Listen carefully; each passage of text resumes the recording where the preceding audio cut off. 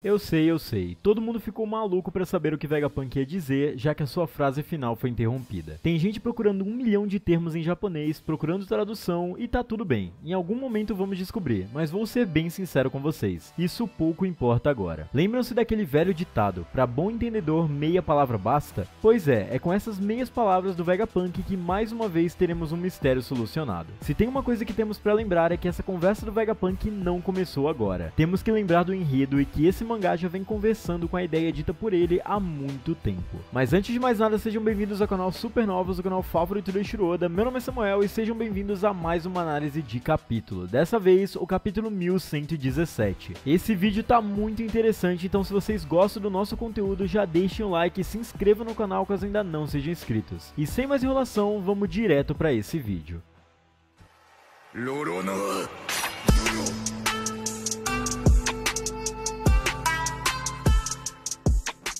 E abrindo o capítulo, vemos no início dele a reação em Hashinozo, e vemos Cricket e sua tripulação, duas vertentes de piratas interessados pelo fundo do mar e os mistérios que Vegapunk disse sobre o fundo das águas nos capítulos passados. Eu sempre gosto de relembrar as falas do Cricket, que sempre busca o romance da aventura, romance no sentido literal, e é isso remetendo a Romance Down, um pirata que só busca aventuras assim como a antiga versão do Luffy. Tudo isso mais uma vez nos leva à ideia de que Laugh Tale está no fundo do mar ou no centro da terra, como nós gostamos de contar. Afinal, até mesmo Inuarashi, capítulos atrás, disse que ao reunir as localizações dos 4 Road Poneglyphs, Laugh Tale emergeria. Mas enfim, isso é outra pauta. Temos uma breve passagem pelo QG da Sword, daqueles que conseguiram fugir de Hashinozo após a grande luta de Garp para resgatar o Kobe. Todos estão se recuperando e essa curta cena já trouxe uma visão incrível que eu adoro sobre esse mangá. É interessante observar que se caso não tivéssemos o bando do Chapéu de Palha, o mangá se sustentaria facilmente com um tanto de organizações, personagens e lugares que podem ser trabalhados sem a necessidade dos Mugiwaras. A Sword é a marinha que nós gostaríamos de ver, os marinheiros que não agem como pau-mandados do governo mundial e que de certa forma fazem uma justiça mais correta. Com as palavras de Vegapunk, rapidamente eles já reconheceram que o governo e a marinha agora estão em perigo e é nesse cenário que eles precisam agir,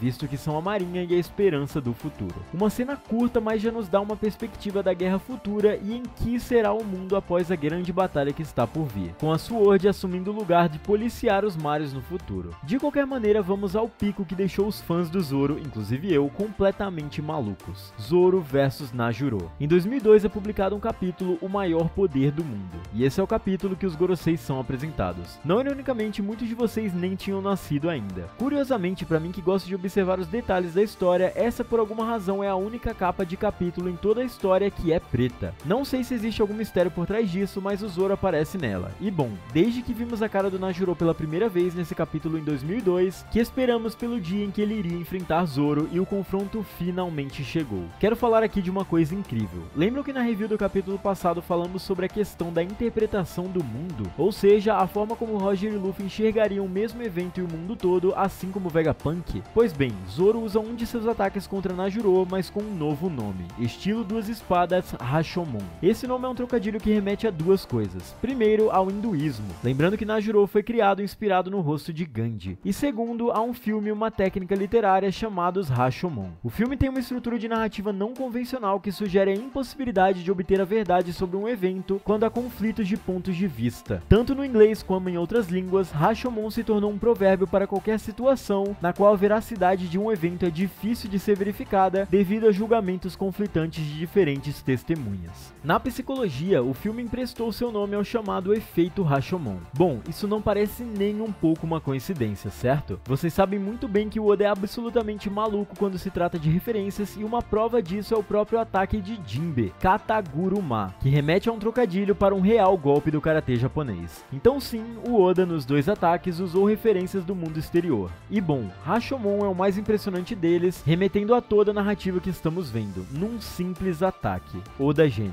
Sobre o Zoro lutar contra o Najuro, é como disse um dos confrontos mais sonhados de todo esse mangá. Ambos ao se colidirem soltam raios de haki para todos os lados e aparentemente ambos notaram as Kitetsu, mas sobre as espadas falaremos mais tarde. Para todos os efeitos é uma luta promissora, ainda mais que Jinbe e o Zoro incentivam o resto do bando a fugir pela barreira que foi aberta para o Sunny, mas eu só espero que isso não resulte mais uma vez em uma separação do bando, até porque, se Zoro ficar preso nessa luta, como ele vai fugir? Nesse momento, tanto ele quanto o Jinbe estão a ponto de ficar extremamente distantes da possibilidade de fugir, mas quanto ao confronto, finalmente quero ver como Zoro se sai. Nesse confronto sim podemos ter a noção de um nível de um Gorosei e do nível do nosso imediato do bando. Vemos então Luffy se aproximando da costa onde está o navio de fuga de Bonnie e os gigantes, então vemos uma batalha sensacional entre os gigantes, com destaque para o Oimo e Kashi que reapareceram contra os marinheiros presentes, e que belíssima sequência de socos dessa mulher. Nem vou comentar demais, apenas sensacional. A Doll é forte demais e é muito bom ver que os novos marinheiros têm boas armas e que isso vai render grandes combates na guerra final. Luffy percebe, junto com Dory e Brog, que o Arkuri desistiu de caçá-los. Isso é claro motivado pela descoberta de que o robô ancestral é na verdade o verdadeiro Dendemushi de comunicação. Bom, vocês já viram essa trama em Ohara, no momento crucial da informação mais importante,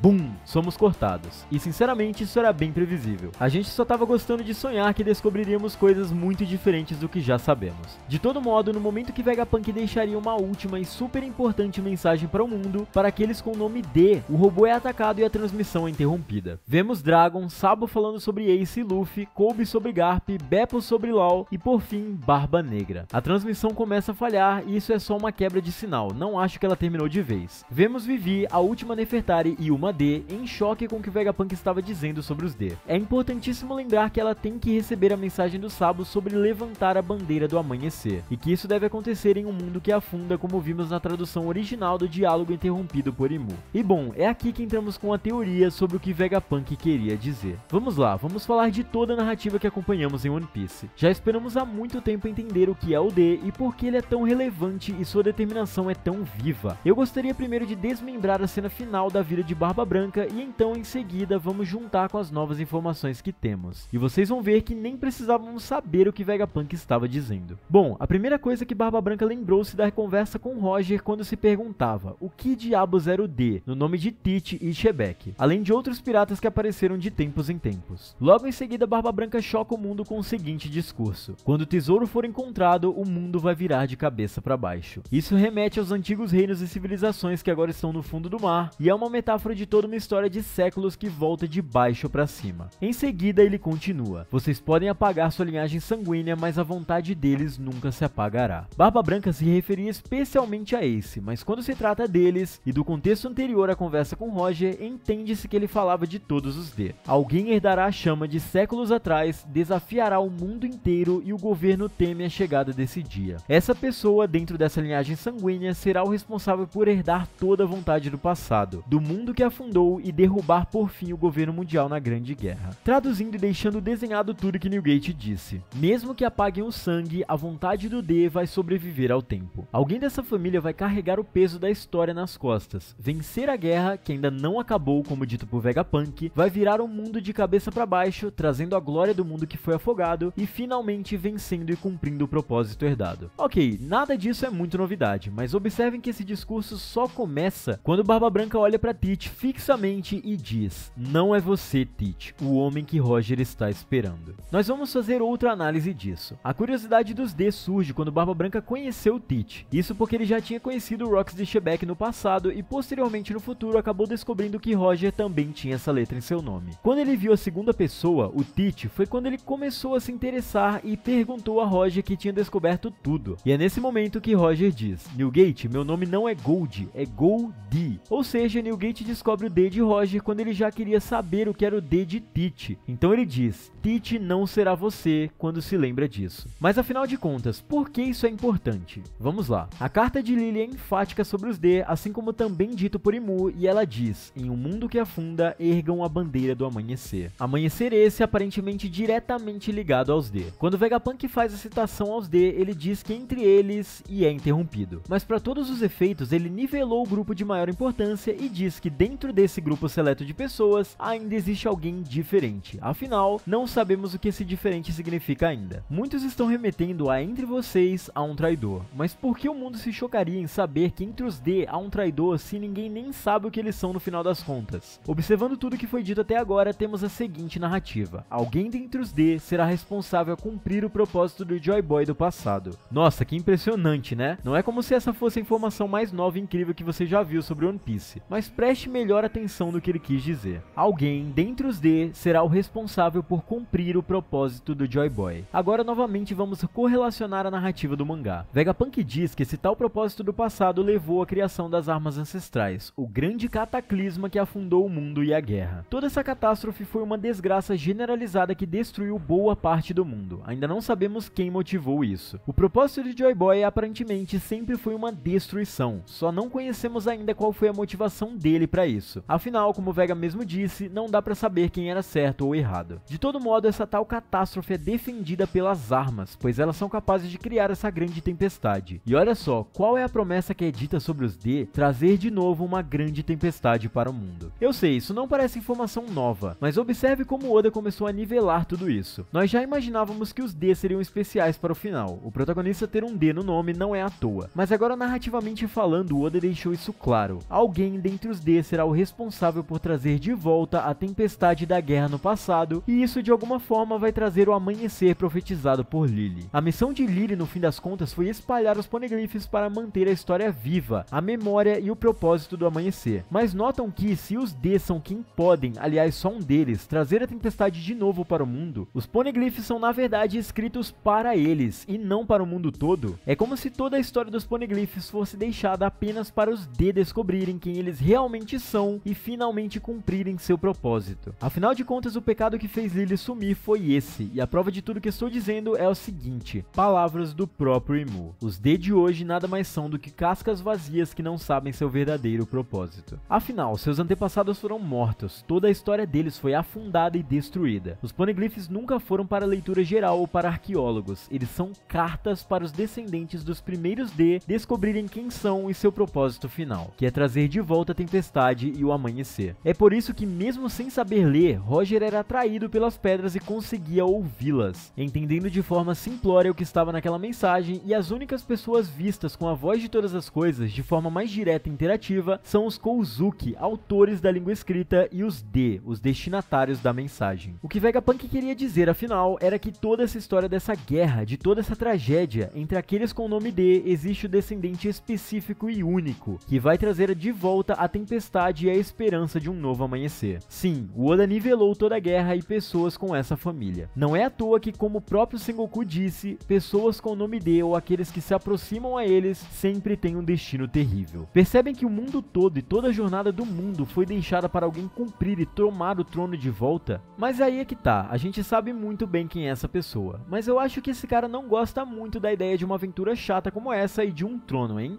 Bom, isso é conversa para um próximo vídeo. Até logo. E galera, é com isso que nós encerramos esse vídeo. Espero que vocês tenham gostado. Se vocês gostaram, não se esqueçam de deixar o like e comentar aí embaixo o que vocês acharam. E se inscrever no canal caso ainda não sejam inscritos. Galera, a gente precisa muito do apoio de vocês, compartilhando esse vídeo com os amigos de vocês que gostam de One Piece, pra gente alcançar cada vez mais pessoas que gostam desse anime e trazer sempre as análises o mais rápido possível pra vocês com as melhores teorias. Então, se vocês puderem, compartilhe esse vídeo com seus amigos. E é isso, galera. Valeu!